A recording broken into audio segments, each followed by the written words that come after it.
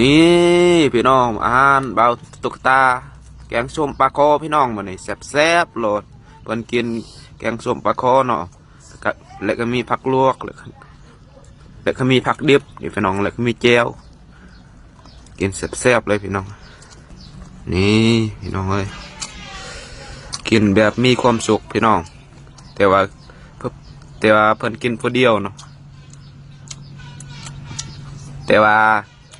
หน้าตาเพิ่นคือกบคือเครียด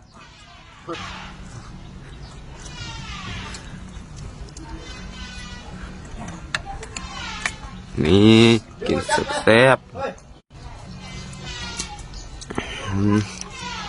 กับแจ่วโอ้เป็นตาแซ่บเทเดเพิ่นกิน